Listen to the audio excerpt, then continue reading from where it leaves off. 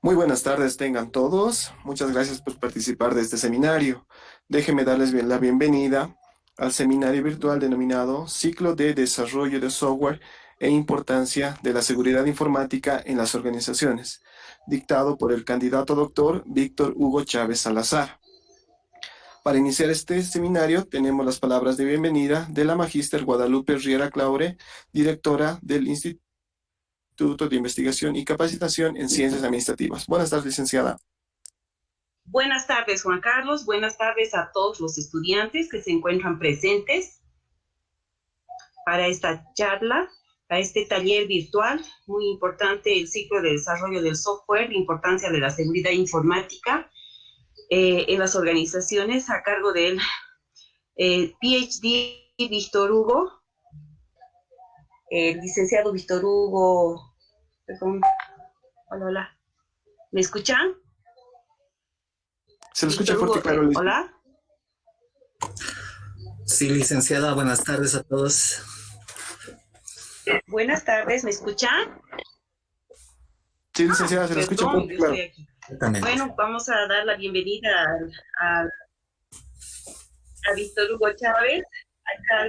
Hay muchas clases para inaugurar este curso tan importante y damos la bienvenida a todos los estudiantes de la carrera para dar inicio a esta actividad tan importante hoy en día, en estos tiempos. La seguridad informática es un tema muy importante que todos debemos estar muy bien preparados y capacitados para llevar adelante nuestras actividades que nos están permitiendo desarrollarnos hoy en día en la academia. Bienvenido, Víctor Hugo. Muchas gracias, Juan Carlos, por la presentación. Iniciamos la actividad y queda inaugurado el curso. Muchas gracias. Bienvenidos a nombre de VICA y también a nombre de la dirección de la carrera, la licenciada Marisol Pérez, que se encuentra en este momento en otra reunión. Entonces, iniciamos la actividad. Muy buenas tardes. Muchísimas gracias. Magíster Guadalupe Riera Claure, directora del Instituto de Investigación y Capacitación en Ciencias Administrativas. Para iniciar, vamos a presentar al candidato doctor Víctor Hugo Chávez Salazar, quien es técnico superior de telecomunicaciones de el ICAPTEL, técnico superior en idiomas de inglés, licenciado en informática de la UNSA. Además, tiene una maestría en gestión de las TICs de la Universidad Mayor San Andrés y, como ya les había mencionado, candidato a doctor en educación superior en la Universidad de Bremen. Buenas tardes, licenciado. Muy buenas tardes, Juan Carlos. Muy buenas tardes, jóvenes. Agradecer la invitación que realizó la Academia de Administración de Empresas en este ciclo de seminarios que se está llevando a cabo dentro de la carrera, justamente para fortalecer los conocimientos de los estudiantes de las carreras de Contaduría Pública, Administración de Empresas y Economía. Me es muy grato ver al público asistente. Seguramente después de la presentación surgirán varias consultas, varias dudas que estaré dispuesta a aclararlas. Bueno, sin más preámbulo, voy a iniciar con la presentación diciendo que vivimos la era digital. Jóvenes, nosotros dependemos mucho hoy en día, directa o indirectamente, de la tecnología. Realmente, si hablamos, por ejemplo, del smartphone, está en nuestras vidas, justamente no podemos despegarnos ni 10 ni media hora de un smartphone.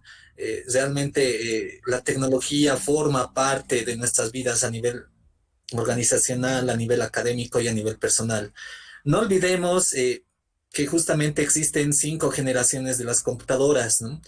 La primera generación hablábamos de las válvulas al vacío, ¿no? Que eran computadoras muy grandes, de gran costo, que no eran accesibles para las personas comunes, simplemente eran accesibles por organizaciones, entre comillas, grandes.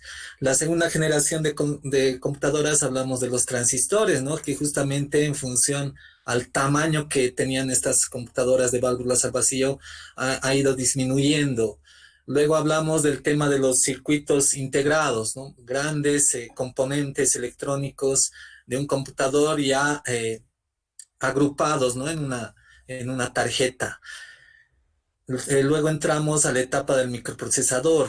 Es la etapa que estamos viviendo en nuestro país. Todos tenemos una PC, todos contamos muchas veces con una tablet. Ahora está muy de moda, por ejemplo, el tema de las laptops, por el tema de la educación virtual, por la necesidad que tenemos de conectarnos a Internet.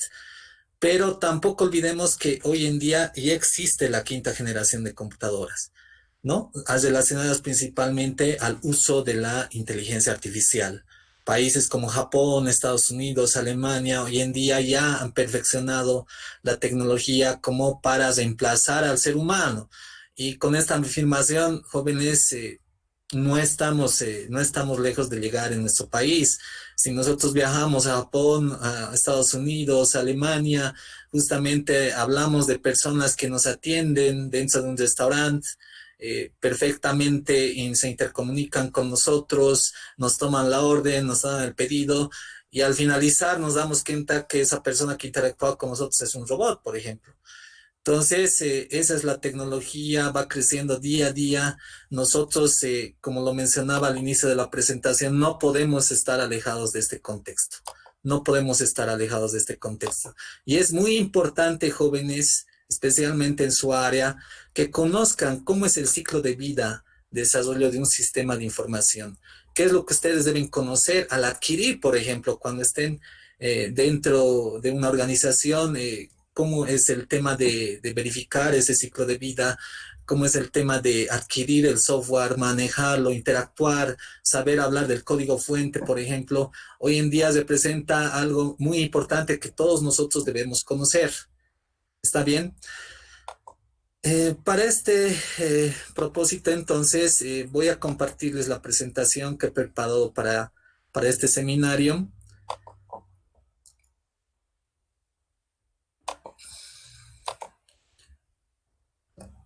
Hablábamos justamente de la era digital, hablamos de un referente en el ámbito de tecnología que es Bill Gates, que decía que si tu negocio no está en Internet, tu negocio no existe.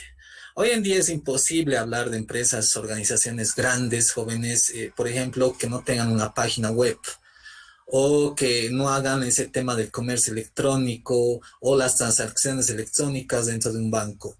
Entonces, a medida que la tecnología va avanzando, nos va brindando grandes ventajas. Pero también, si se han puesto a pensar, resulta una amenaza, ¿no? Porque en función al avance de la tecnología también el tema del trabajo humano va disminuyendo, ¿no? En las partes de un sistema, jóvenes, sabemos que son tres. Hablamos de los elementos, las relaciones y un objetivo. Voy a empezar un poquito para hablar del concepto básico de un sistema. Vamos a puntualizar lo que es un sistema de información y en función a eso vamos a ver el ciclo de vida clásico de desarrollo de un sistema. Entonces, siempre un sistema tiene estas tres partes. Los elementos son básicamente las personas o partes que conforman un sistema. Las relaciones son el tema de que estos elementos se van relacionando entre sí y justo los elementos y las relaciones siempre deben tener un objetivo. No hay un sistema sin un elemento o más elementos, no hay un sistema que no tenga relación entre los elementos y no hay un sistema que teniendo elementos y relaciones no tenga uno o más objetivos. El modelo de un sistema es algo con lo que nos relacionamos día a día, ¿no? Por ejemplo, el concepto de sistema sabemos que nace en el campo de la medicina, ¿no? A través del planteamiento que hizo Bertalanffy. Justamente este modelo de un sistema nos habla de cuatro partes principales, ¿no? Lo que es la entrada, una o más entradas, uno o más procesos y una o más salidas. Dejándonos la etapa de retroalimentación de forma optativa, ¿no? La retroalimentación tiene que ver con la calidad, con la mejora de calidad de un sistema. Entonces, sí o sí deben haber uno más entradas, uno más procesos, una más salidas, pero sí podemos hablar de que haya o no haya retroalimentación en función a mejorar la calidad de un sistema. Un ejemplo de esto, por ejemplo, es cuando yo voy a un cajero automático, interactúo con un sistema, ¿no? El cajero automático en la entrada me va a pedir, por ejemplo, que inserte la tarjeta, me va a pedir que digite mi password. En función de esos dos elementos de entrada, va a realizar un proceso interno, va a verificar si tengo saldo, si me pertenece la cuenta, si el password es correcto. Y en función de eso va a tener también una salida, ¿no? Que es justamente el recojo del dinero y el tema de que me imprima, ¿no? Ese ticket para mostrándome el saldo que tengo en la actualidad. Una vez que termino ese proceso, puedo no volver a iniciar, ¿no? ¿Qué tal si tengo que sacar otro monto de dinero más? ¿O qué tal si tengo que cambiar mi password? Entonces puedo realizar o no la etapa de retroalimentación. En resumen, jóvenes, este modelo de sistema es con el que interactuamos día a día. Hablamos del concepto de caja negra. Para nosotros los sistemas que manejamos, realmente como personas del área de administración de empresas, economía o contaduría pública, todos los sistemas representan una caja negra. ¿Por qué? Porque simplemente interactuamos con lo que es la entrada y lo que es la salida. Eso muchas veces influye, ¿no? En el tema de qué es lo que el sistema hace por detrás. Eh, por ejemplo, el concepto de caja negra habla que el sistema está perfectamente definido cuando se conoce el proceso de transformación de las entradas en salidas, pero no habla del proceso. Hablamos del concepto de caja blanca, y eso es lo que vamos a ver en este seminario, justamente cuando abrimos la etapa del proceso y vemos qué se hace por detrás, ¿no? Entonces, no solamente ahora vamos a conocer cómo es el ciclo de vida desarrollado en un sistema, tomando en cuenta o obviando el proceso, perdón, sino que vamos a abrir esa parte también. La jerarquía de sistemas. Básicamente este concepto habla de que nosotros siempre formamos parte de un sistema superior. ¿Ya? Todo es un sistema de transformador de entradas y salidas. Sus componentes están ligados mediante interfaces y estas interfaces asumen a su vez la forma de entradas y salidas, ¿no? En el gráfico, por ejemplo, estamos viendo 3 subsistemas y están agrupados en un sistema mayor, ¿no? Pues si hablo, por ejemplo, del tema laboral, hablamos de una institución como el Banco Central, por ejemplo. El Banco Central se relaciona con otras entidades en función a conocer, por ejemplo, de subir o bajar el tipo de cambio, ¿no? Hablamos que se relaciona con el Ministerio de Economía, con impuestos, con el INE, etcétera, ¿no? Entonces, ese sistema forma parte de un sistema mayor. Y ese sistema también tiene subsistemas, ¿no? Hablamos, por ejemplo, de las gerencias, supergerencias, departamentos y las personas que trabajan, que se relacionan entre sí. Entonces, noten, jóvenes, señoritas, que nosotros siempre formamos parte de un sistema mayor. Ahora sí, antes de entrar al tema del ciclo de vida de desarrollo de un software, definimos lo que es un sistema de información. Si bien un sistema era un conjunto de partes para alcanzar un objetivo, lo veíamos en la primera parte de la presentación, un sistema de información es un conjunto más grande, que no solo involucra el tema tecnológico, ojo con ese punto. Un sistema de información agrupa lo que son los recursos humanos, los financieros, el tema normativo, el tema metodológico que está implícito en cada organización, en cada centro educativo, que entre todos esos elementos están organizados para brindar a quienes operan y a quienes adoptan decisiones en una organización la información que requieren para desarrollar sus respectivas funciones, ¿no? Entonces, no olvidemos que un sistema de información siempre ha existido.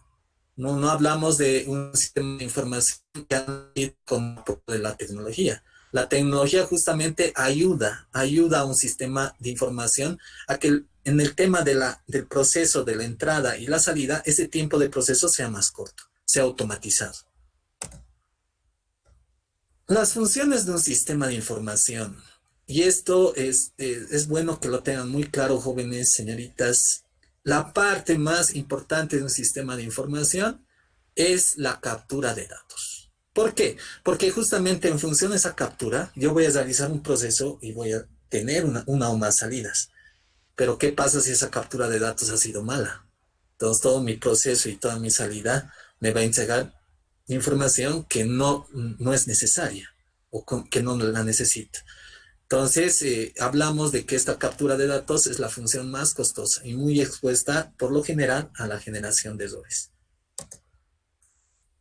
Hablamos de la clasificación, ¿no? Dentro de un sistema de información, la clasificación consiste en identificar los datos, agruparlos en función a un contenido, por ejemplo, y luego ordenarlos y procesarlos para que nos den la información que necesitamos.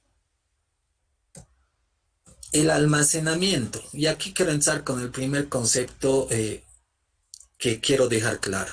Ahí en el gráfico, por ejemplo, estamos viendo los servidores, que siempre existen dentro de una organización mediana o grande. ¿Qué es básicamente un servidor? Es un lugar donde se va a poder almacenar la información que se genera dentro de una organización. Si hablamos internamente de los componentes que tiene un servidor, hablamos, por ejemplo, de una o más bases de datos que están relacionadas entre sí para brindar apoyo a la organización en el tema de la toma de decisiones. Justamente vamos a ver más adelante, por ejemplo, el modelo cliente-servidor, donde un cliente se conecta a un servidor y justamente el servidor representa el repositorio donde yo almaceno mi información. En el gráfico pueden ver que ese espacio que necesitan los servidores es grande, debe estar ventilado, debe tener supervisión constante. Estos servidores deben trabajar los 7 días de la semana en las 24 horas. Y justamente en el tema de asegurar la información de una organización, esta parte es un punto muy importante que ustedes como administradores deben tomar en cuenta. Los servidores siempre deben estar disponibles. Luego hablamos del tema del procesamiento. Ya les decía que la etapa más importante, por ejemplo, es la captura de los datos. Esos datos luego se transforman en información, ¿no? Una vez que han sido procesados. Entonces, aquí hablamos del tema de la clasificación, los cálculos, las relaciones, y el objetivo es convertir los datos en información. ¿Qué es un dato, jóvenes? Es la unidad mínima de información, que por sí misma no tiene significado, ¿no?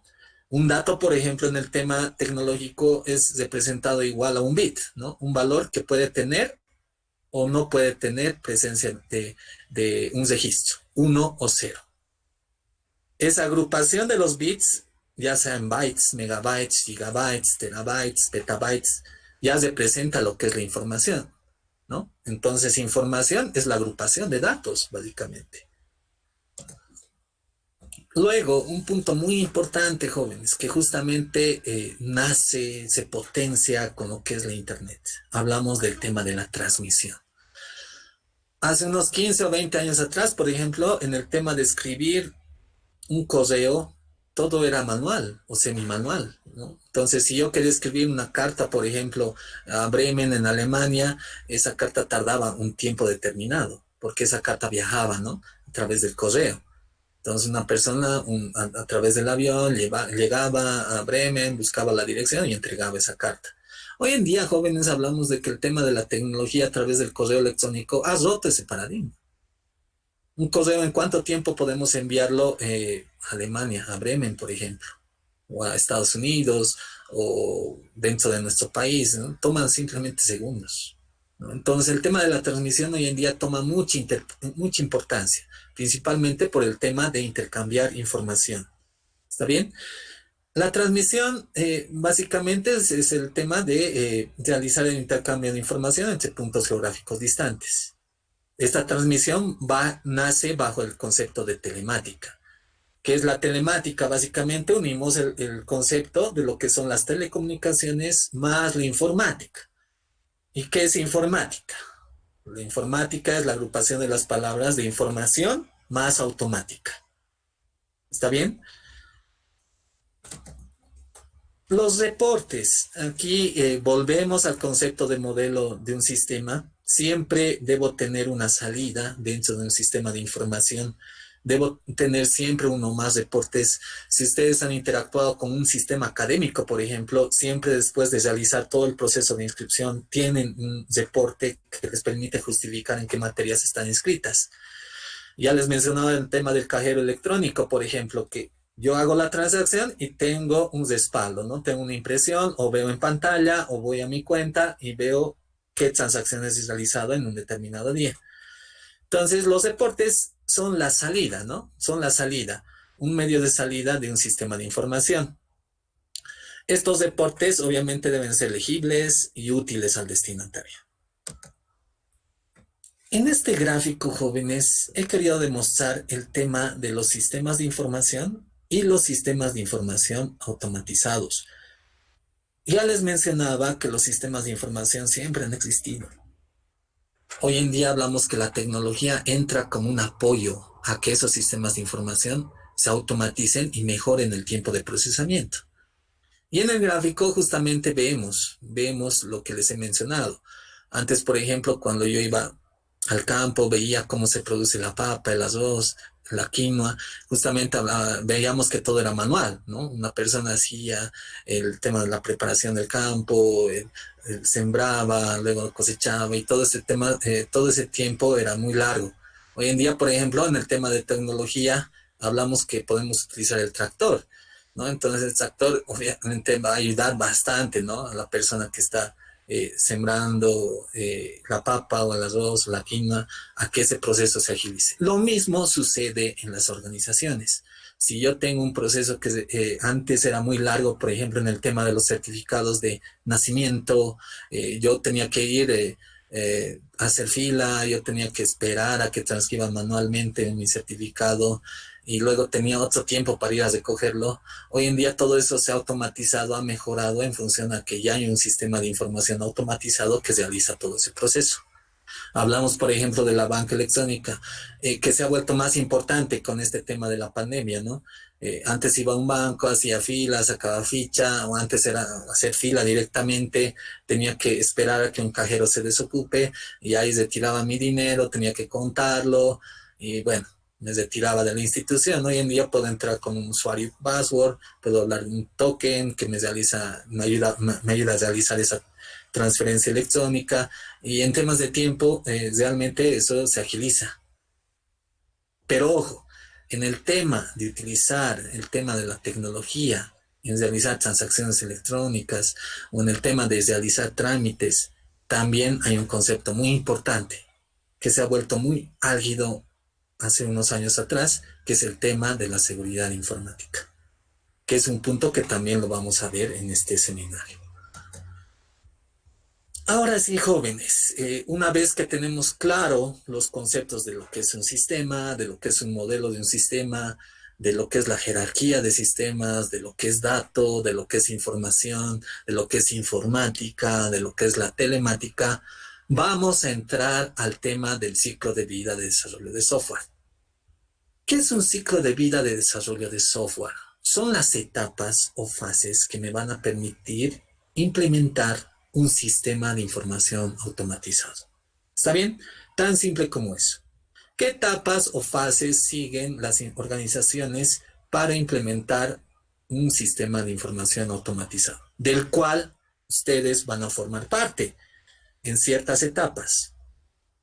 Y también lo van a utilizar, ¿no? Una vez que ese sistema de información automatizado se encuentre implementado. Muchas veces consideramos que el tema de la tecnología representa todo dentro de una organización o dentro de la implementación de este sistema de información automatizado. Pero en este gráfico, jóvenes, que justamente he realizado para orientar un poco cómo es este proceso de implementación de software, vemos que la tecnología representa en promedio solamente un 15%. Es decir, que la tecnología que yo utilicé no lo es todo. Hablamos que, por ejemplo, que es lo que vemos en todo lo que, digamos, vamos a estar dentro de una organización y ustedes van a pedir un nuevo sistema de información automatizado. No solamente tiene que ver el tema de la tecnología. Vemos que detrás de la tecnología un 35% también los representan los procesos en la organización. Y este punto es muy importante, es clave. Si tus procesos están bien definidos, el tema de implementar un sistema de información automatizado va a ser, entre comillas, más fácil, más transparente. ¿Ya? Pero si yo no tengo mis procesos definidos, algunas veces esa persona hace un trabajo de una manera, otras veces de otra manera, entonces el sistema de información no va a saber por dónde ir. ¿Entienden? Entonces, esos procesos dentro de una organización deben estar bien definidos. Por eso hablamos de un manual de procedimientos, por ejemplo, en muchas organizaciones, donde ese documento nos ayuda mucho, ¿no? Al tema de entender cuál es el proceso que se debe automatizar. También hablamos de un 25% relacionado a la gente, ¿no? Al personal de una organización. No olvidemos que un sistema de información automatizado no funciona si alguien no lo opera. Entonces esas personas deben estar convencidas de que este sistema de información automatizado le va a ayudar a realizar su trabajo. Ha habido muchos casos en el tema de mi experiencia profesional, por ejemplo, en que las personas no estaban convencidas de la implementación del sistema de información. Entonces, una vez que ese sistema, después de pasar por todas las etapas y fases del ciclo de vida de desarrollo de software, se finalizaba, ese sistema de información nunca ha sido utilizado, por ejemplo. Entonces, sí representa un porcentaje también muy importante el tema de la gente. Y un 25% la cultura. No olvidemos que el tema de la cultura nos influye en diferentes etapas de nuestra vida. Entonces, si nosotros queremos automatizar procesos dentro de una organización, el tema de la cultura también juega un papel muy importante. Se debe tomar en cuenta. Bueno, para esta primera parte del seminario, yo quisiera que tomen nota, jóvenes, de esta diapositiva, donde muestro las etapas y fases del ciclo de vida clásico de desarrollo de un sistema de información automatizado. Muchas veces a ustedes les ha tocado que justamente cuando ingreso al tema laboral me dicen vas a estar a cargo de este sistema, vas a manejar el sistema contable, el sistema de activos fijos, o bueno, si estoy trabajando en el área de recursos humanos, aquí está el sistema de recursos humanos que manejamos en la organización. Pero no saben qué historia ha habido detrás, ¿no? Cómo se ha desarrollado ese sistema de información automatizado. Entonces, jóvenes, aquí les presento las fases, que van variando, ¿no? En función de una organización u otra o en función de la metodología que utilice. Pero en el fondo tenemos estas 5 etapas. ¿Está bien?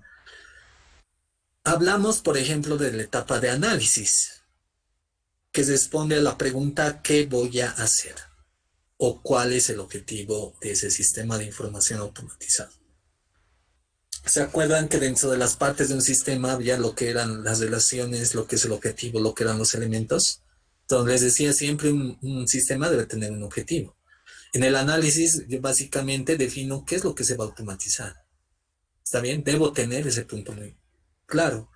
Y en el análisis, por ejemplo, entra todo ese tema de la documentación que me pueda brindar la información. Entra toda esa etapa de relevamiento de información que yo como personal informático, como personal de tecnología voy a realizar dentro de esa organización. ¿No ven? Entonces, es muy importante definir, hacer un buen análisis. Esto, jóvenes, dentro de las partes de un sistema hablábamos de la captura de datos, por ejemplo. ¿No ven? Les decía que si esos datos están mal capturados, mal analizados, se van a procesar y van a entregar cualquier cosa, ¿no? En la salida. Entonces, esta es la etapa fundamental. Y así como hablamos del tema de metodología de investigación, ha habido un seminario la anterior semana donde hablábamos del tema de recopilar los datos, la información, por ejemplo, para hacer una tesis de grado, una tesis de maestría. Aquí igual hablamos de ese tema de recopilar esa información. ¿A través de qué? De realizar entrevistas al personal de la organización, de realizar cuestionarios también, o hacer un trabajo de campo en base a la observación que yo pueda realizar para que esta etapa de análisis sea bien fundamentada. En esta etapa, por ejemplo, nosotros como parte tecnológica generamos un documento y ese documento sirve como un respaldo tanto para las personas que están realizando el proceso de automatización de ese sistemita, como para las personas que están pidiendo realizar esa automatización, ¿no ve? Entonces, hablamos de un documento que se genera, un documento de análisis. En muchas organizaciones, por ejemplo, hablamos de un documento de especificación de requerimientos de software o en un documento de análisis de software, donde tanto el personal informático y tanto los usuarios que van a utilizar ese sistema firman, ¿no? En función a dar su visto bueno. Si ese análisis no está bien desarrollado, no convence a las necesidades que tiene el usuario también no lo puede firmar, me puede decir, no, falta esto más, o te has olvidado esta parte, o esta parte está por demás, no la necesita. Entonces, esta es la etapa más importante. Obviamente no solo participa el personal informático, también participan ustedes como áreas de administradores de empresa, economistas o contadores públicos. Sí o sí, si un sistema está iniciándose en el tema de la implementación, van a recurrir a ustedes, ¿no? El personal tecnológico. Y en función de esas entrevistas que se hagan, entonces debo firmar un documento. Una vez que mi análisis está bien definido, sabemos lo que se va a automatizar, sabemos lo que se va a hacer, entramos en la etapa del diseño. ¿El diseño a qué preguntas responde? ¿Cómo lo voy a hacer? ¿Está bien? Entonces yo ya tengo un documento, está bien acordado entre las partes y ahora voy a presentar también otro documento, que es de diseño. ¿Está bien? Entonces, es una analogía como la construcción de una casa, ¿sí? Si nosotros queremos construir nuestra casa, alguna vez hemos visto cómo se construye una casa, un edificio. Siempre hablamos, por ejemplo, en la etapa de análisis que se hace un plano, ¿entienden? Entonces, ¿qué voy a hacer? ¿Cuántos cuartos voy a tener? ¿Cuántos pisos va a tener la casa? ¿Dónde va a estar ubicados los dormitorios? Etcétera, ¿no? Entonces, ahí nos ponemos de acuerdo. Nos ponemos de acuerdo junto al arquitecto en sus aspectos. Y el diseño más o menos representa las medidas, cómo va a ser el tema de los cuartos, qué dimensionamiento van a tener. Entramos en más detalle. ¿Está bien? Entonces, análisis y diseño, jóvenes, son 2 etapas en las que ustedes van a participar. Y en ambas etapas se presentan documentos de respaldo para definir qué es lo que se va a automatizar. Luego hablamos de la etapa de programación, que ya en esta etapa, jóvenes, defino qué lenguaje de programación voy a utilizar, defino qué gestor de base de datos voy a utilizar. Es un área ya más del área tecnológica en un 90%, pero ustedes también participan, ¿no?, en el tema de la definición por el tema de costos, por ejemplo, de esas herramientas que voy a utilizar para realizar esta programación. Luego hablamos de una etapa de implementación. Ya estamos a un paso, ¿no ve?, de utilizar ese sistema de información automatizado, y la implementación representa todo eso. No es tan fácil acabar un sistema de información e implementarlo. Tiene que pasar por revisiones de seguridad informática, por revisiones de calidad, del área de calidad de una organización, etcétera, para que esto se implemente. Y finalmente hablamos de una etapa de mantenimiento, que esto representa básicamente lo que es la retroalimentación en el modelo de un sistema, ¿no? Como para mejorar la calidad de ese sistema de información automatizado. Siempre un sistema, jóvenes, no es estable en el tiempo, siempre tiene mejoras. Si yo he implementado un sistema de información automatizado hace 10 años y ese sistema nunca se ha movido, nunca ha mejorado, algo anda mal, o no lo están utilizando, realmente ese sistema es perfecto y ese término no existe. Siempre hablamos del tema entonces de lanzamientos o puestas en producción de una nueva versión de los sistemas. Entonces ahí hablamos, por ejemplo, en el tema de realizar mantenimientos. Por ejemplo, si hablo de un sistema contable, ha salido una nueva normativa por el tema de impuestos, entonces debo implementar eso más. Entonces me llega un mantenimiento de un sistema, ¿no? Realizar el nuevo módulo, no sé. En el tema de mantenimiento también hablamos de subsanar posibles fallas o bugs del sistema, ¿no? ¿Qué pasa si en la etapa de revisión de seguridad informática detectan que hay un bug en el código? Entonces debo hacer un mantenimiento, debo lanzar una nueva versión del sistema. Y por eso hablamos que los sistemas de información automatizados nunca son estables en el tiempo, siempre deben tener mejora, siempre deben actualizarse. ¿Y cómo verifico eso? En función a una puesta en producción.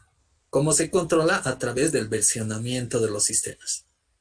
Mi primer sistema saldrá, por decir, con la versión 1.0000. Si yo hago una mejora a ese sistema de información, realizo un nuevo requerimiento, saldrá con 1.01000, ¿no? Y así sucesivamente. Al realizar la implementación de un sistema de información automatizado en base al ciclo de vida de desarrollo de software, siempre, jóvenes, paso por estas etapas, ¿no? Esa etapa que les decía, la etapa inicial de realizar el análisis, es muy importante, pero cuesta conocer muchas veces qué es lo que realmente necesita el usuario. Aquí en este gráfico, por ejemplo, podemos ver en el primer gráfico que es la solicitud del usuario, ¿no? Me hace llegar la solicitud, eh, siempre dentro del grupo de trabajos de equipos en el área tecnológica, por ejemplo, hablamos de equipos de software que tienen un líder, una cabeza que se relaciona con la parte usuaria. El líder, en ese gráfico, por ejemplo, ahí está lo que ha entendido, ¿no? Del requerimiento que ha hecho el usuario. Luego, ese líder le pasa al analista de sistemas qué es lo que necesita. Y noten que ahí en el tercer gráfico, por ejemplo, el diseño del analista de sistemas ya no se parece nada a lo que realmente el usuario ha pedido o lo que ha entendido el líder del proyecto. Luego, esa etapa de diseño pasa a un programador, ¿no? O a un desarrollador. Entonces, el desarrollador, el enfoque que le da es otro, es muy distinto. En algunas organizaciones, por ejemplo, hablamos de consultores externos, generalmente son internacionales. Entonces ahí podemos ver, por ejemplo, que en función de esa solicitud del usuario, ahí está la recomendación del consultor externo. Y aquí les cuento algo muy interesante, ¿no? Especialmente para el área de la auditoría de un sistema. Cuando ustedes van a hacer una auditoría a un sistema de información que ya está implementado, por lo general la documentación del proyecto no existe, ¿no? Entonces, luego está la implementación de ese sistema de información en producción, ¿no? Entonces, todo lo que han pedido los usuarios, todo lo que entiende el líder, el diseño, el analista de sistemas, el programador, en implementación o implantación de la producción, no se parece en nada, ¿no? A lo que ellos han ido evolucionando. Luego hablamos también del presupuesto del proyecto. Entonces, hay varios proyectos que tienen un costo elevado, ¿no? Entonces, ese costo debería ser como para hacer lo que muestra en el gráfico. Una vez que ya se ha implementado, hablamos del soporte operativo, que en muchos casos también no es muy bueno. Y al final, realmente encontramos, después de pasar por todas esas etapas, lo que el usuario realmente necesitaba, ¿no? Entonces, en muchas organizaciones jóvenes, esto es lo que pasa. Por eso les menciono una vez más que la entrada, que la etapa desde la elevación de los requerimientos, la etapa de análisis y diseño es muy importante. Toma bastante tiempo, hay que sentarse mucho con los usuarios, hay que definir, hay que graficar, hay que hacerles firmar a los usuarios hasta que estén de acuerdo. Porque si vamos de forma acelerada, esto es lo que pasa. Un modelo cliente-servidor. Entonces, hablábamos del ciclo de vida de desarrollo de software, de un sistema de información automatizado. Hablábamos de lo que es el análisis, de diseño, programación e implementación. En la programación, jóvenes, hablamos, por ejemplo, de este modelo cliente-servidor, donde como cliente yo tengo que definir un lenguaje de programación. Toda esta parte, entonces, habla de un lenguaje de programación. Un sistema de información automatizado que ustedes han visto al inscribirse, que ustedes han visto al ir a un banco a pagar su factura de luz o a retirar dinero, siempre tiene un lenguaje de programación. Siempre han utilizado un lenguaje de programación para implementar ese sistema. ¿Ya? Y por detrás, jóvenes, hablamos del concepto de base de datos. ¿Se acuerdan en un gráfico que les presentaba que era el tema de los servidores? Les decía que dentro de los servidores, un espacio grande, ventilado, que deben funcionar 24/7, 24 horas los 7 días de la semana. Internamente hablábamos dentro de un servidor, existe base de datos. Pero esas bases de datos también se manejan en función a un gestor de base de datos, ¿ya?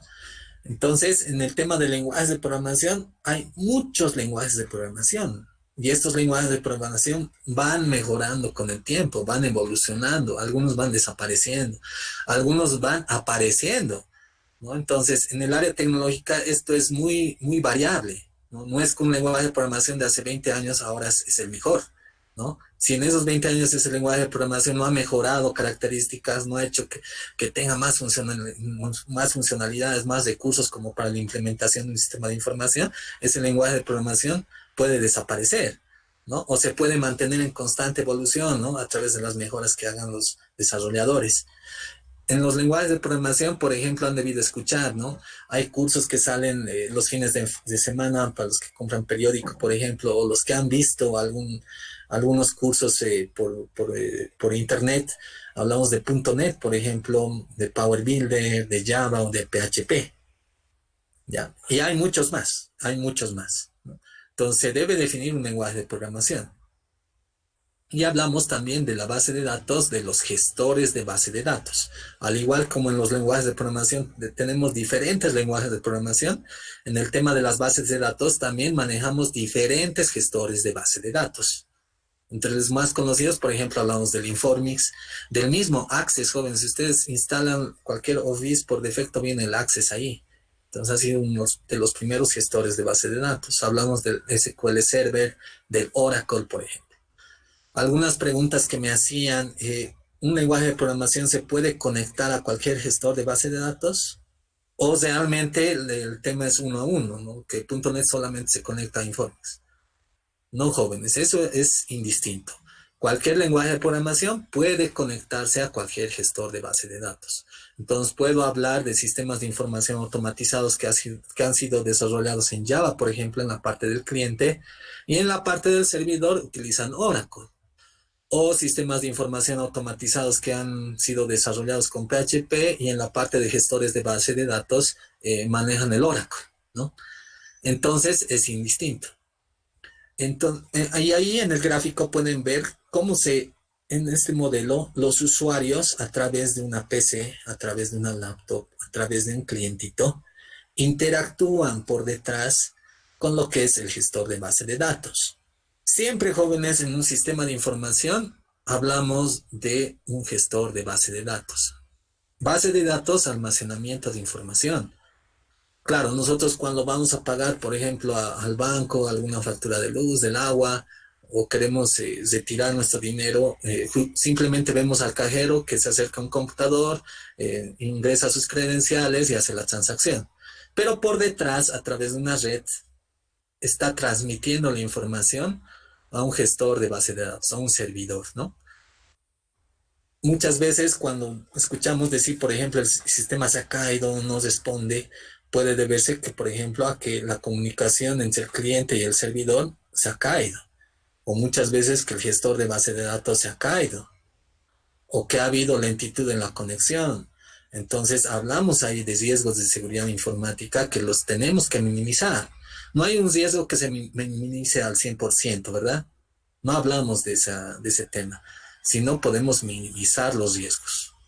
Entonces, ahora entienden, jóvenes, cuán importantes son los sistemas de información automatizados, cómo entran los lenguajes de programación, cómo entran los gestores de base de datos, pero también en ese proceso debemos hablar del tema de la seguridad informática, ¿no? Que está directamente relacionado a que todo este proceso de intercambio de información se maneje bien. Bueno, antes de entrar a la tercera parte de este seminario, voy a realizar una demostración práctica de lo que es el ciclo de vida de desarrollo de software, ¿ya? Para esto, jóvenes, les hablaba en la presentación de que existen los lenguajes de programación. Entonces, yo voy a utilizar un lenguaje de programación, ¿está bien? Y es justamente hoy en día, jóvenes, el tema de la programación ya no está solamente relacionado a personal del área tecnológica en sí. Si ustedes buscan en internet, la programación hoy en día ya es como manejar el Word, como manejar en el Excel. Siquiera a nivel básico, todos deberían tener ese conocimiento que les va a ayudar bastante en su vida profesional. O para los que ya trabajan en el tema de Excel, por ejemplo, ya hablamos del lenguaje de programación del Visual Basic Application, ¿no? Para generar macros o formularios.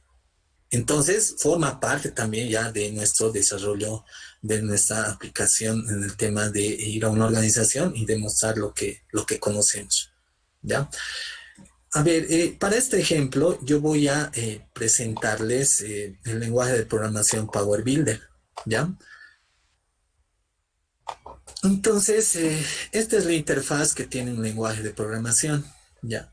Generalmente, esta es una etapa dedicada, esta herramienta simplemente lo manejan los profesionales del área tecnológica, pero ya esa forma de trabajo está cambiando, jóvenes. Si ustedes tienen buena base de programación, les gusta programar, siempre lo digo en mis clases, programar es como cocinar, es un arte, ¿no? Entonces, dos programas, por si acaso, no son iguales de un desarrollador a otro, de un programador a otro. Siempre tienen su propia característica. Y en este caso, el ejemplo que les voy a dar, por ejemplo, es bien simple, bien básico para que me entiendan, ¿no? Aquí, por ejemplo, estoy hablando de un lenguaje de programación que es Power Builder. Eh, Cada lenguaje de programación, en función al análisis que yo tenga, al documento que yo genere en la especificación de requerimientos, lo puedo llevar, lo puedo desarrollar. Es como si me dieran el plano de mi casa, entonces cualquier empresa constructora al ver el plano lo puede construir, ¿verdad? Puede construir esa casa. Entonces, igual, cualquier analista de sistemas que le dé a un programador, por ejemplo, para que lleve a la realidad ese sistema de información automatizada, lo puede llevar utilizando un lenguaje de programación. En este caso, yo ya voy a lo que es el análisis. El análisis para mí, en el ejemplo del ciclo de vida de un sistema, va a ser, el objetivo de este sistema va a ser sumar dos números. El diseño básicamente está relacionado a la interfaz de usuario, qué es lo que el usuario va a ver. Entonces hablamos de ventanas y botones. En esta parte, por ejemplo, ya podemos ver con lo que el usuario va a interactuar, ¿no? Es esta pantallita, ¿no? Entonces tengo una ventanita, tengo etiquetas que me van a indicar qué es lo que tiene que introducir en cada parte el usuario. Tengo cajas de texto donde van a entrar los dos números que quiero sumar. Y en función a estas entradas voy a realizar mi proceso, ¿no? A través de hacer clic en nuestro botón, ¿ya? Entonces, todo esto es un lenguaje de programación. El análisis es sumar dos números. El diseño, esta es mi interfaz de usuario. Ahora vamos a la parte de programación.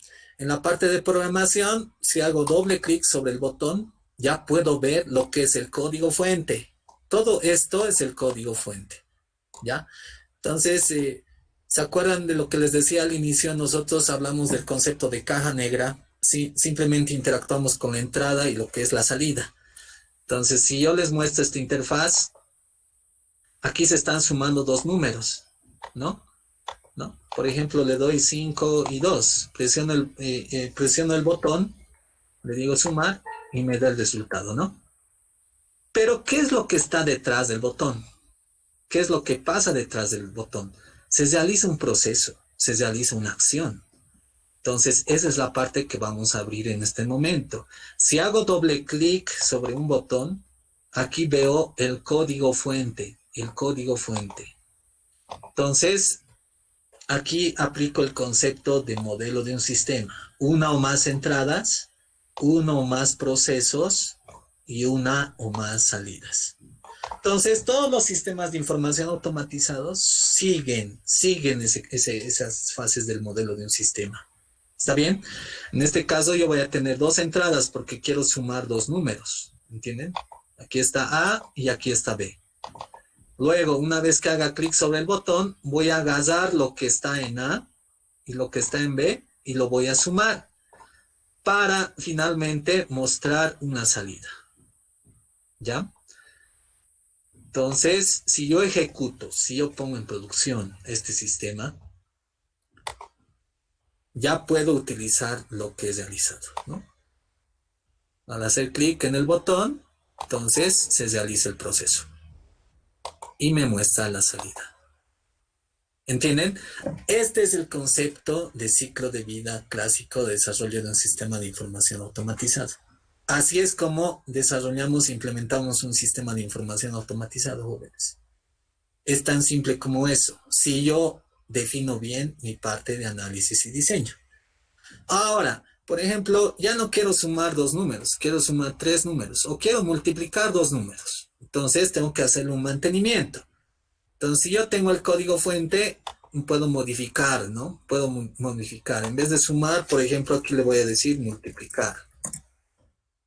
Voy a tener los dos números. ¿Dónde más debo modificar? Aquí en el tema del texto del botón. Aquí ya no va a ser sumar, le voy a decir multiplicar.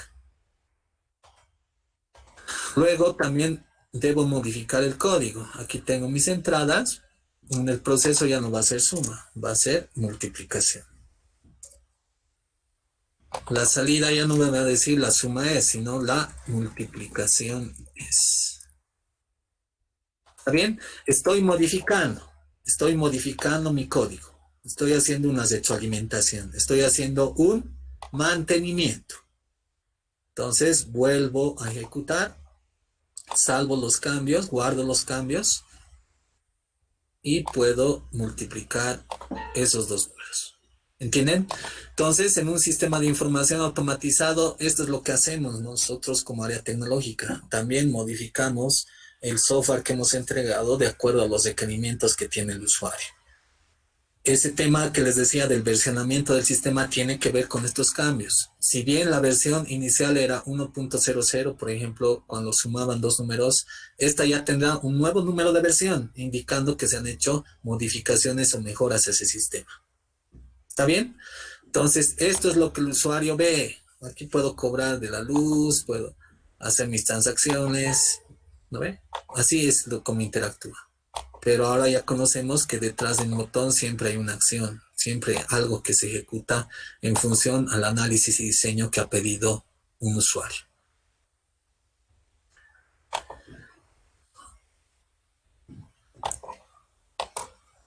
Bueno, volvamos por favor a la presentación que he realizado para este seminario. Y entremos a un tema muy interesante también, jóvenes, que es el tema de la seguridad informática, ¿no?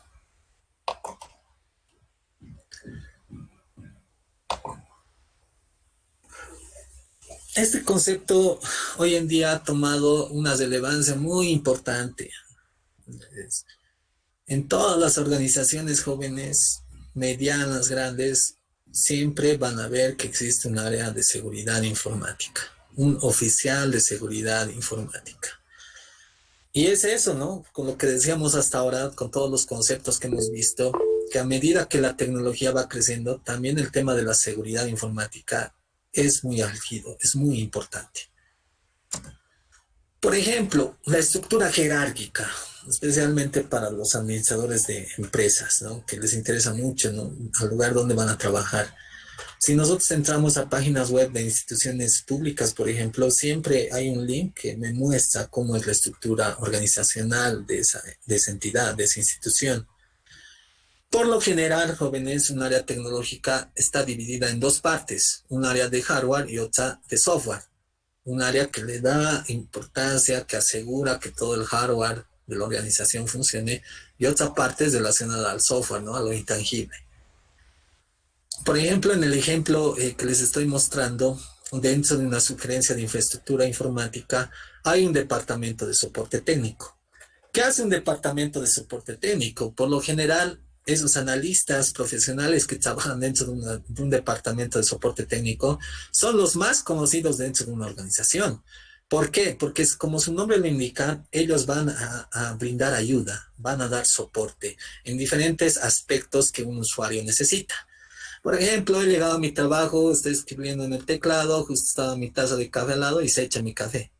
Entonces me tienen que cambiar el teclado. O llego y quiero realizar mi reporte diario y el tema del mouse no funciona, por ejemplo, ¿no? O llego, quiero mandar a imprimir y no sale la impresión. O de alguna manera quiero instalar un nuevo software en mi equipo, o algún software no está funcionando bien. Entonces, lo primero que hacen los usuarios es al departamento de soporte técnico. Entonces el personal irá, creará una ficha de trabajo, verá cuál es el problema y le dará una solución, ¿no? Es por eso que este personal es muy conocido dentro de la organización, porque siempre está en movimiento, siempre va brindando apoyo de forma presencial, ¿ya?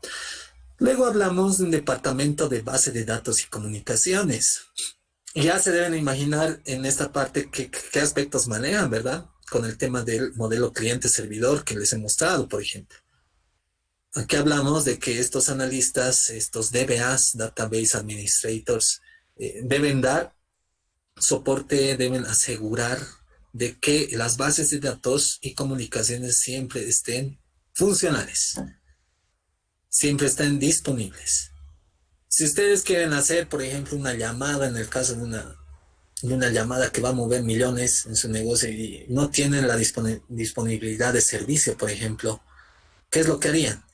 ¿No? Lo primero que hace el usuario es cambiarse de operador, ¿no? O ustedes quieren realizar una transacción por tema de emergencia a las 10, 11 de la noche y la página web del banco no está disponible, por ejemplo, ¿no? Entonces, los servicios jóvenes hoy en día siempre deben estar 24/7, ¿no? Disponibles desde cualquier punto, desde cualquier ubicación, para que el usuario pueda sentirse atendido, ¿no? En las necesidades que éste tiene. Y justamente este departamento es el que monitorea, verifica, hace el mantenimiento, alerta para que el tema de las bases de datos y el tema de las redes de comunicaciones esté siempre disponible. Por ejemplo, hoy en día está muy de moda el tema virtual, ¿no?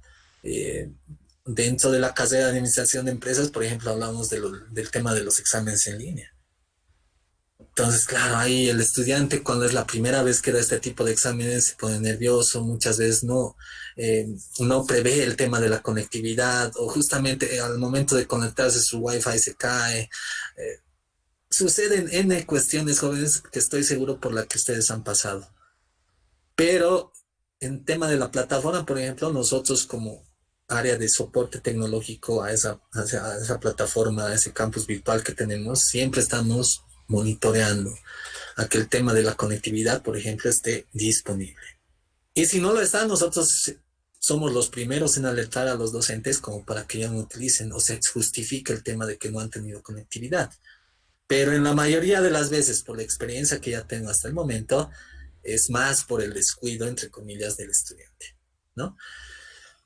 Luego, hablamos, jóvenes, de una sugerencia de sistemas de información, que como les mencionaba, es más abocada al tema de software, ¿ya? Hablamos, por ejemplo, un departamento de validación de software, un departamento de pruebas de software o un departamento de control de calidad de software. ¿Qué es lo que hace este departamento? Justamente, como su nombre lo indica, valida, ¿no? Que el software que ha sido pedido por el usuario en la etapa de análisis y diseño de ese sistema de información automatizado se cumpla. Y aquí hablamos, por ejemplo, del tema de que los usuarios van a hacer pruebas de ese software para ver que cumpla todos los requerimientos que ellos han solicitado. Entonces, un usuario en esta etapa, en este departamento, puede realizar observaciones para mejorar ese sistema de información automatizado. Pero todo va a ir en función al análisis que ellos han firmado, ¿verdad? Muchas veces nos pasa, por ejemplo, como área tecnológica dentro de la organización en la cual desempeñan funciones, el tema de que el usuario justamente en las pruebas quiere algo más, ¿no? Y ese algo más entre comillas, y no estaba definido en el tema de la especificación de requerimientos. Entonces, esa atención implica más tiempo, ¿no? Para el desarrollador como para implementarlo. Es como en el tema de la casa, por ejemplo. Yo ya estoy viendo conseguir mi casa y quiero un piso más, ¿no? Entonces eso implica tiempo, implica costos, implica volver a construir, volver a desarrollar un nuevo módulo, etcétera. Entonces por eso justamente ese documento es muy importante, jóvenes. Por eso es muy importante que ustedes definan y tengan claro qué es lo que necesitan automatizar. Entonces, en este departamento de validación de software es donde surgen todas las observaciones, pero también así como viene de la parte del usuario las observaciones, también puede venir de parte de los analistas que trabajan dentro de este departamento también la observación, ¿no? Diciendo que en este tema de la multiplicación, por ejemplo, no multiplica el tema de decimales, por ejemplo, ¿no? Por decir. Entonces, el desarrollador de software en esta parte debe arreglar, debe coordinar con el usuario, debe validar. Y una vez que el software está validado, está terminado, está consolidado como para que el usuario esté conforme con lo que ha pedido, entra en producción, ¿no? Y ese departamento de validación de software es el que también coordina, ¿no?, con el departamento de soporte técnico o el departamento de base de datos y comunicaciones, como para crear la nueva base de datos, una vez que esté en producción, darle el soporte técnico a los usuarios, etcétera. Y bueno, luego viene el departamento de desarrollo de software, que es el corazón de un área tecnológica.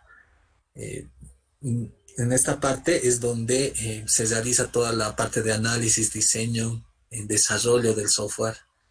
Es la parte que por lo general dentro de las organizaciones tiene el mayor número de analistas o funcionarios. En esta parte, obviamente, en esta área tecnológica, el perfil profesional es de un ingeniero de sistemas o de un licenciado en informática, los que trabajan. Y en este departamento de desarrollo de software se cumple la mayoría de las etapas del ciclo de desarrollo de un sistema de información automatizado. Me gusta en esta parte mostrar, por ejemplo, el caso de Google, cómo es que el personal de Google trabaja hoy en día, jóvenes, en las clases que yo tengo junto a mis estudiantes. Yo siempre muestro ese caso de estudio. Seguramente muchos de ustedes han visto cómo es la forma de trabajo en Google. No hay horarios. En el tema de la vestimenta, por ejemplo, es muy libre. Son personas muy jóvenes, entre 25 y 30 años. Son personas que innovan. Son personas que tienen muchas facilidades en el tema de cambiar, por ejemplo, el hardware o el software, la instalación de software en un computador. Y bueno, pues es justamente la forma que es la óptima que trabajen analistas de un departamento de desarrollo de software en una organización. Se forman grupos de trabajo por proyectos. Cada grupo de trabajo tiene un líder y ese líder es el que coordina, ¿no?, toda la etapa de análisis y diseño, por ejemplo, junto al usuario. Y ese líder es el que controla el tema del desarrollo de software hasta la implementación. Entonces, alguna vez se han debido fijar dentro de un área informática, de un área de tecnología, de un banco, de cualquier entidad, justamente el desarrollador de software crea software, es un arte, ya les decía. Entonces utiliza audífonos, está muy concentrado, y cuando se pone a desarrollar realmente es la originalidad que cada desarrollador tiene como para que ese software sea el más óptimo. Y en paralelo, jóvenes, en un área tecnológica, hoy en día, justamente por el avance de la tecnología, se crea un departamento de seguridad y continuidad informática, que tiene esa función, ¿no?, de asegurar que la seguridad del software que está expuesto por internet a través de una página de web, por ejemplo, esté bien protegido. Y ese software que está expuesto, que lo utilizan los usuarios, ya sea externa o internamente, no sufra variaciones, tenga esa continuidad a nivel tecnológico. Entonces, este tema de la seguridad informática, aparte, ¿no?, de todos los departamentos que existen dentro de una área tecnológica, juega un papel muy importante. Y claro, en esta estructura jerárquica que les estoy mostrando, ese departamento de seguridad y continuidad informática no depende de ninguna sugerencia. Depende de una MAE, ¿no?, una máxima autoridad ejecutiva, de acuerdo a las decisiones que se tomen dentro de esa organización, ¿no? Entonces es un departamento que no está relacionado directamente a coordinar los aspectos entre los departamentos, sino más bien al contrario, ¿no? Está a un lado, entre comillas, para realizar esa función de seguridad y continuidad. ¿Qué es seguridad informática entonces? ¿Qué es la seguridad? Hoy en día, por ejemplo, con este tema de la pandemia, el tema de la seguridad, ¿no? Hablamos mucho cuando ingresamos a una organización, cuando vamos a la universidad a hacer algún trámite, hablamos del tema de aspectos de seguridad que hoy en día son muy álgidos. En resumen, es evaluar, revisar, examinar, analizar, auditar para el tema de los profesionales en Contraloría Pública, el tema de la eficacia, la eficiencia, la confidencialidad, la integridad, la disponibilidad, el cumplimiento, la trazabilidad dentro de un sistema de información automatizado. Y esta seguridad es constante, ¿no? No es que yo ponga en producción un sistema de información automatizado y nunca más hago seguridad, más al contrario. Es donde más, con más fuerza, debo prever aspectos de seguridad. ¿Está bien? Un concepto muy importante que se relaciona hoy en día al tema de seguridad es el tema de riesgo, ¿ya? En muchas organizaciones, si ustedes se fijan en el tema de bancos especialmente, no solo a nivel nacional, sino también internacional, hablamos de gerencias de riesgo que se han creado, ¿no? O departamentos de riesgo. ¿Pero qué es un riesgo? Es un riesgo, se define como cualquier amenaza que pone en peligro la calidad de la información dentro de una organización. Y justamente en la anterior diapositiva veríamos aspectos, ¿no? Como la eficacia, eficiencia, confidencialidad. Entonces, cualquier aspecto que ponga en riesgo esos conceptos es un riesgo que debemos controlar.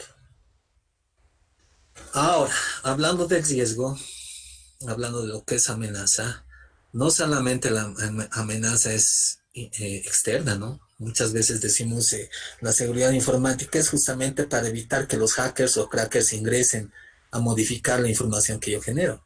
También pueden ser amenazas internas, por si acaso, ¿no? Entonces los dividimos en dos grandes grupos, los humanos y los desastres naturales, que también pueden existir. Dentro de los humanos, ya les decía, hay las maliciosas. Ahí hablamos de los grupos de hackers o crackers. Los hackers son los que hacen el tema de robar la información por diversión. En realidad, los crackers son las personas que roban esa información para venderla o distribuirla o para cambiarla, ¿no? Y eso afecta, sí, al tema de continuidad operativa de la organización, ¿no? Entonces, ahí hay dos grandes grupos. Pero también hay amenazas humanas no maliciosas, ¿no? Yo sin querer, por ejemplo, he entrado a la sala de servidores y me he tropezado y me he caído en los cables y todo lo he desconectado todo, ¿no? Entonces puede ser un riesgo también humano. Eh, Ese tema de dividir y aclarar este punto es muy importante que ustedes lo conozcan. Entonces, sobre todo esto gira la seguridad informática dentro de una organización. No solamente es el tema de cuidarnos de los hackers o crackers, también hay el tema de acceso, por ejemplo, a un área tecnológica donde solo esté el personal autorizado a ingresar en cierto horario que ingrese a hacer mantenimiento, por ejemplo. Pero si no hay ese tema de la política como para realizar ese trabajo, entonces cualquier funcionario de una organización va a poder entrar y puede suceder lo que les he comentado, ¿no? Que sin querer desconecte, maneje o sin querer ponga en peligro la calidad de la información que se maneja dentro de esta organización. En el tema de desastres naturales, por ejemplo, puede suceder, jóvenes. Nadie está salvo, ¿no? En otros países esto es muy, muy latente. Hablamos de los incendios o terremotos, por ejemplo. En este aspecto, por ejemplo, dentro de políticas internas, dentro de un área tecnológica, hablamos del tema de realizar backups, o hablamos del tema de lo que es el SAP, un sitio alterno de procesamiento, donde si ocurre un desastre natural, yo tengo la información guardada en otro lugar geográfico, distante a donde está funcionando mi servidor principal, ¿no? Un sitio alterno de proceso. Entonces, ahí como área tecnológica también debemos tomar nosotros en cuenta ese aspecto, que tiene que ver mucho también con el presupuesto que tiene la organización. Porque, ¿qué pasa si yo planteo un sitio alterno de proceso y justamente es comprar otro servidor, replicar las bases de datos, manejar el código fuente en dos lugares y la organización no cuenta con ese recurso económico, por ejemplo? Pero si cuenta, entonces más bien deberíamos dar esos lineamientos como para que esa información se encuentre asegurada. Si el sitio principal cae por diferentes aspectos de un desastre natural, el sitio alterno entra en funcionamiento. Los tipos de ataques a la seguridad de la información, ¿no? Aquí estamos hablando de un tema más global. Existen diferentes tipos de ataques que un hacker, un cracker, que un personal interno de la organización puede realizar, ¿no? Hablamos, por ejemplo, que en el primer gráfico existe un flujo normal, ¿no? Aquí tengo el emisor y aquí está el receptor. Entonces, lo ideal es que llegue, ¿no? Lo que yo genero como emisor a mi receptor. Hablamos de ataques de interrupción, por ejemplo. Yo como emisor mando la información normalmente, pero nunca le llega al receptor. Luego hablamos del tema de intercepción. Yo como emisor mando la información, pero en paralelo esta información ha sido interceptada, ¿no? Hablamos del tema de la modificación. Yo como emisor genero la información, pero al viajar por la red, al viajar por internet, esa información es modificada. Hablamos del tema de la fabricación. Yo como emisor nunca he generado ninguna información, pero sin embargo al mis receptores le llega otra información que ha sido fabricada. O la destrucción, ¿no? Yo como emisor genero la información, pero en el camino se destruye y mi receptor nunca ve esa información.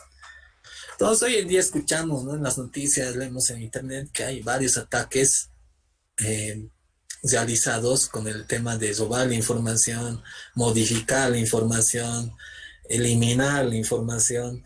Entonces, en esta diapositiva estoy mostrando a nivel general qué tipos de ataques podríamos sufrir dentro de un ámbito tecnológico. La seguridad, jóvenes, tiene que ver principalmente con el tema de identificación. Yo debo asegurar como área tecnológica, por ejemplo, que todas las personas que utilizan un sistema de información automatizado tengan una llave de acceso, tengan identificación. Entonces, eso me va a permitir asegurar que su usuario dice ser la persona que es. Se debe ofrecer un nombre, número de identificación, un registro de voz, la respuesta a una pregunta, etc. Ojo, jóvenes, que este tema de la identificación no es trivial. Muchas veces en las organizaciones por temas de facilidad, por ejemplo, cuando yo salgo de vacación y el otro usuario no quiere dar de alta a su propio usuario, yo presto mi usuario, presto mi identificación. Es una práctica común esa que nunca la debemos hacer, porque esa identificación, si yo hago una auditoría informática, si yo veo los registros de la base de datos y ha habido alguna alteración a la información, le va a caer al responsable, ¿no ve? El dueño de esa cuenta de identificación, no le va a caer al que le ha prestado. Entonces, por eso hay que concientizar mucho, jóvenes, en este tema de identificación. Uno mismo debe proteger la identificación que tiene. No prestando, no anotando el password al lado del computador, no anotando tu password en tu correo electrónico, no mandando tu correo a diferentes personas para que puedan acceder. Justamente cuando hay temas de seguimiento a una transacción que se realiza por un tema de robo, por ejemplo, de dinero, o el tema de que se modifica la información sin autorización del titular, este aspecto juega un papel muy importante, porque todo dentro de un sistema de información automatizado, jóvenes, se graba. Todo, desde que ingresan, desde qué lugar ingresan, a qué hora ingresan, cuánto tiempo están en el sistema, qué transacciones, qué operaciones han realizado, todo eso se graba, ¿no? Entonces ahí vienen los peritos informáticos como para decir, a esta hora, en este rango, por favor, revísame qué ha hecho esta persona, etc.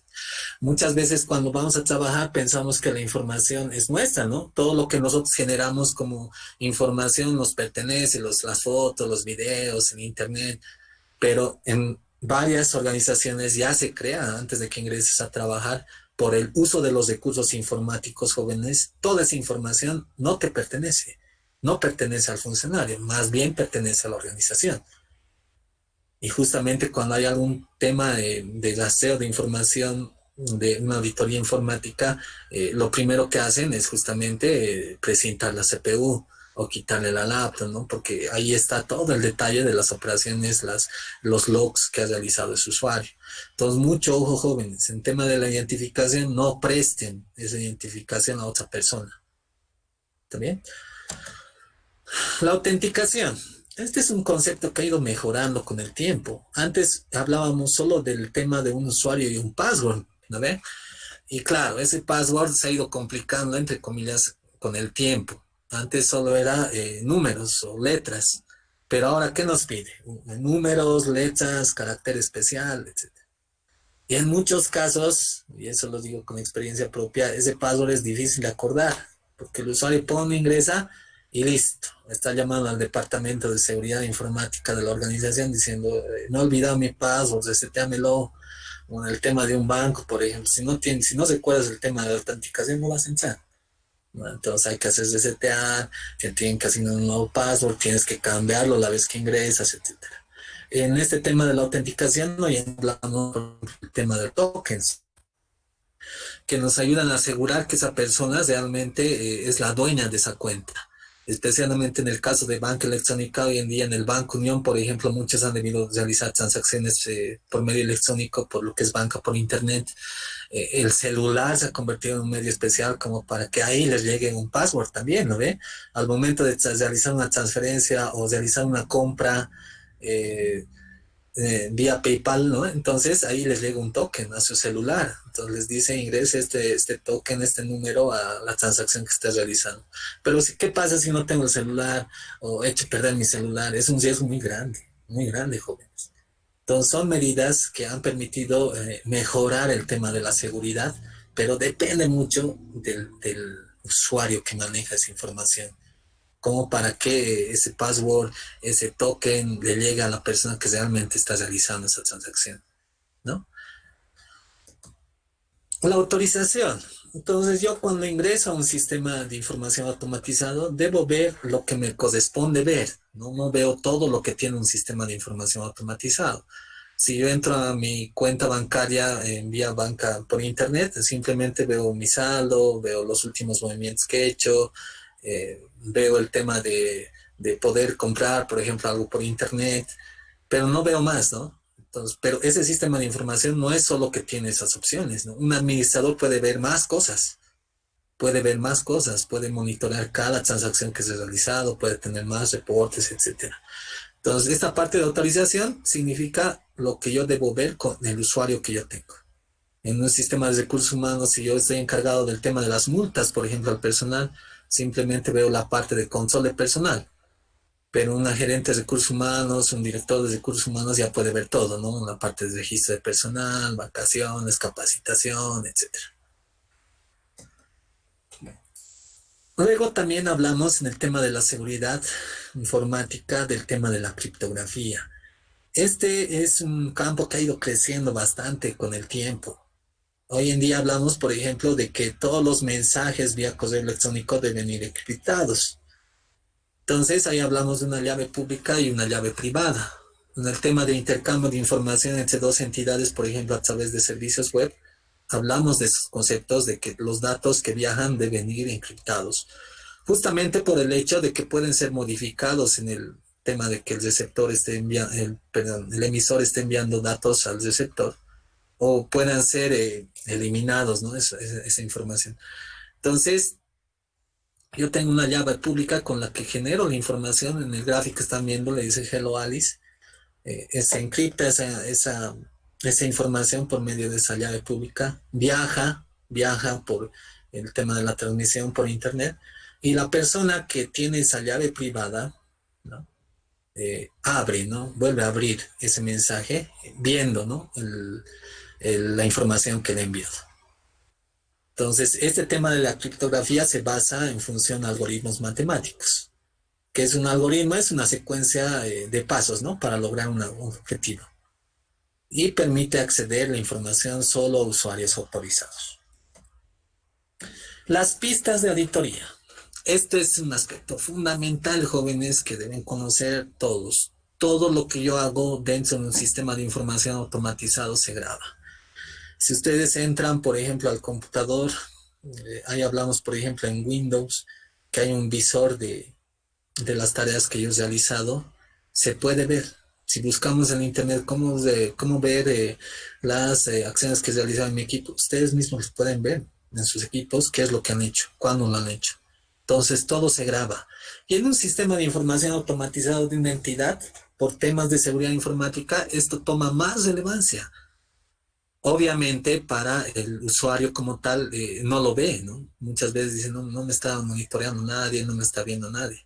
En el tema de un examen en línea, por ejemplo, me llegan algunas observaciones: a qué hora se ha conectado, cuánto tiempo ha estado el estudiante conectado, qué preguntas ha respondido. Todo eso se graba, jóvenes, ¿no? Entonces, esto toma gran relevancia justamente en el tema de ataques de seguridad, ya sean internos o externos. Con el tema de la banca, por ejemplo, si hay una transacción que ha sido alterada o ha sido modificada o ha sido creada, nosotros revisamos directamente lo que son las pistas de auditoría. Entonces es una huella o registro generado de forma automática para reconstruir una secuencia de operaciones y el origen de las transacciones. Esto en el tema legal es perfectamente válido, Entonces, mucho cuidado, jóvenes, en el tema de realizar cosas a las que no están autorizadas dentro de un sistema de información automatizado. Todo se graba, todo. Y si viaja por internet, ya han visto que todo también se puede modificar o robar. También hablamos del concepto de seguridad informática en aspectos relacionados al backup y recuperación. Este es un punto muy importante. En cualquier área tecnológica debería haber un servidor principal, habíamos dicho, y un servidor secundario.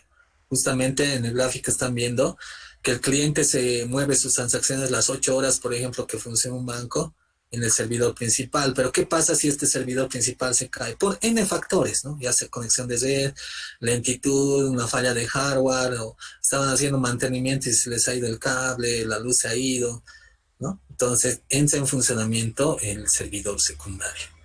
Y de toda esta parte hay un departamento, ¿no? Que ya hemos visto, la base de datos y comunicaciones, que se encarga de realizar todo este monitoreo, todo este trabajo. Finalmente, jóvenes, este tema de seguridad informática, los aspectos que he mencionado, son de gran relevancia, son conocidos, nosotros interactuamos diariamente con ellos, pero también es bueno que conozcan que hay un estándar de seguridad, que es la ISO 27000-27001, que tiene 6 características. Entonces, si yo quiero mejorar el tema del riesgo, si quiero mejorar la parte de seguridad informática de una organización, puedo tomar como base este estándar. La primera característica es la política de seguridad. No todo es tecnología. Ya habíamos visto ese iceberg, ¿no ve? Donde la tecnología representa el 15%. Hay un tema de cultura también, ¿no? Que representa un 25%. Entonces, la política de seguridad es algo que obliga, entre comillas, a que se cumpla a todos los funcionarios de esa organización. Y esta, en la mayoría de las veces, es consolidada, es normada por la máxima autoridad ejecutiva de una organización. Entonces, en esa política de seguridad informática se toman varios aspectos, no solamente tecnológicos, sino también para las personas, para que sean de cumplimiento general. ¿Está bien? Entonces, mejorar la seguridad informática dentro de una organización no es tarea simplemente del área tecnológica. Esta debe ser respaldada por la máxima autoridad ejecutiva de una organización. ¿Está bien? Entonces, dentro de esa política, vemos las otras 5 características. Hablamos de la organización de la seguridad informática, la seguridad física y del entorno de infraestructura, la gestión de comunicaciones y operaciones, los controles de acceso, ya les decía, a dónde debo acceder, y también un punto muy importante, que es el desarrollo y mantenimiento de sistemas de información automatizados. Todo eso en conjunto representa ese estándar 27000-27001. En realidad, si cumplimos ese estándar, podemos asegurar en un 99.99% que mi información va a tener calidad, no va a ser modificada, no va a ser alterada. Pero hablamos siempre, jóvenes, del tema de minimizar el riesgo, nunca de tenerlo al 100% asegurado, porque el riesgo en cualquier momento puede aparecer por diferentes motivos. ¿Está bien? Bueno, jóvenes, en función a esta presentación, he querido mostrar los aspectos más relevantes al ciclo de vida de desarrollo de un sistema de información automatizado. He querido mostrar el tema de la importancia de la seguridad informática y espero, jóvenes, que toda esta información, toda esta presentación realmente ayude a concientizar del tema de la importancia de la tecnología hoy en día en nuestras vidas. Pero también, como hablamos de importancia, hablamos del tema del riesgo, del riesgo de seguridad informática que existe. Es algo con lo que ustedes van a interactuar tarde o temprano dentro de una organización, o ya están interactuando dentro del ámbito educativo también. Entonces, todo se mueve a los conceptos que hemos visto. Espero realmente que todo lo que he mostrado les sirva, les apoye, les haya abierto un poco la mente como para ver cuán importante es el tema de conocer ese ciclo de desarrollo el sistema de información y cuán importante es el tema de minimizar el riesgo de seguridad informática dentro de una organización. Muchas gracias. Entiendo que de acuerdo al modo de trabajo en estos seminarios, ahora corresponde responder algunas consultas que seguramente han realizado en función a la charla que he realizado. No sé si Juan Carlos, por favor, te quisiera ceder la palabra para que vayamos aclarando cualquier aspecto en los que pueda apoyar. Muchísimas gracias, Magíster Víctor Hugo Chávez Salazar. A todos los participantes, por favor, vamos a ingresar a la ronda de las consultas. En la primera consulta por el chat que llega es de Bernardino Lanoca, que consultan. Buenas tardes. ¿Cómo se aplicaría la firma digital dentro de la seguridad informática y cuál es su estado en la legislación boliviana? Muchas gracias. Es una buena consulta. Hoy en día hablamos mucho del tema de la firma digital. Ha tomado gran relevancia justamente por este tema de firmar documentos para no hacerlos de la manera tradicional, ¿no? En una hoja y yo hagas un bolígrafo y firmo. Esto se ha acelerado con este tema de la pandemia. Hoy en día hay una entidad en el sector público que está encargada de realizar, por ejemplo, el tema del aseguramiento de que la firma digital sea válida. Hablamos de la GETIC. Seguramente va a ser un seminario que también lo vamos a dar dentro de este ciclo de charlas para entrar más en detalle, pero en síntesis la firma digital asegura que una persona firme un documento de manera digital. ¿Ya?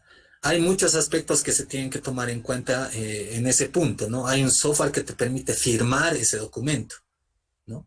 Ese documento, por ejemplo, para el sector público está autorizado por la GETIC.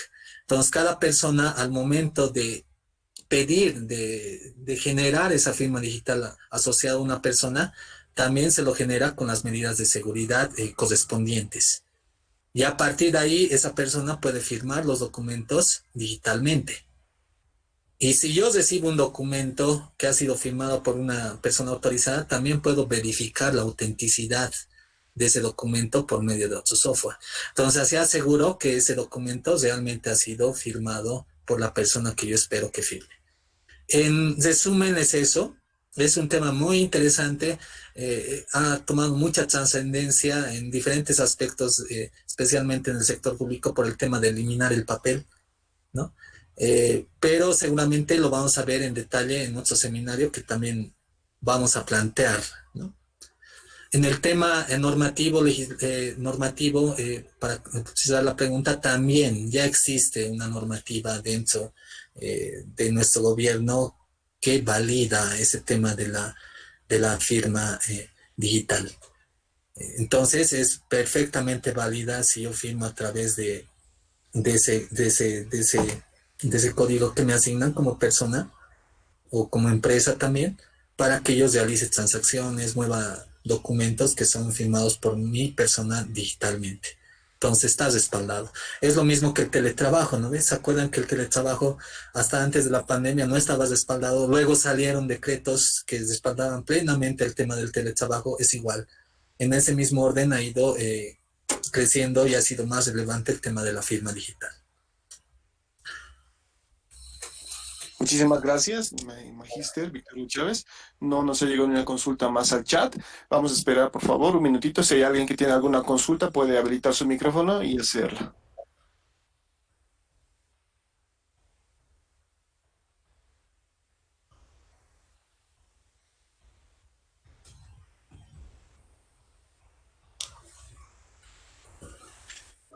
Al no tener ninguna consulta más, vamos a ir cerrando lo que es este seminario. Magíster, si tuviera algunas palabras de despedida.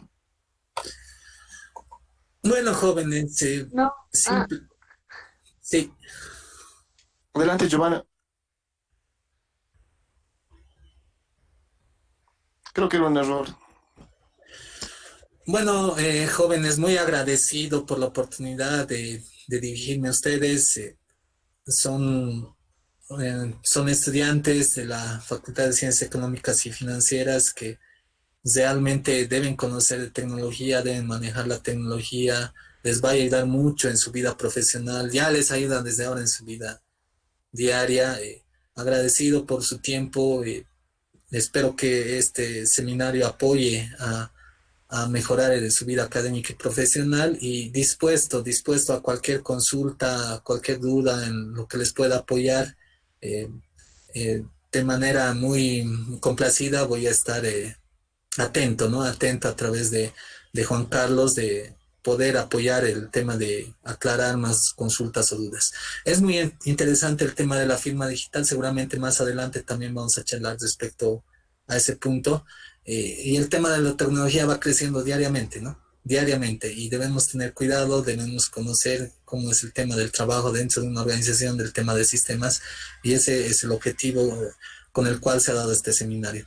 Una vez más, muchas gracias, complacido y honrado por tener estos minutos junto a ustedes. Muchas gracias, Juan Carlos, muchas gracias a la licenciada Guadalupe Llera, la licenciada Marisol Pérez, y a todos ustedes, jóvenes señoritas, por darme estos minutos para compartir mi experiencia en beneficio de ustedes. Muchas gracias.